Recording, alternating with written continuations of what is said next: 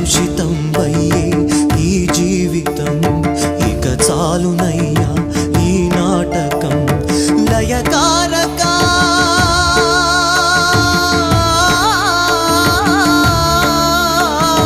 లయకారక ఇక చాలిక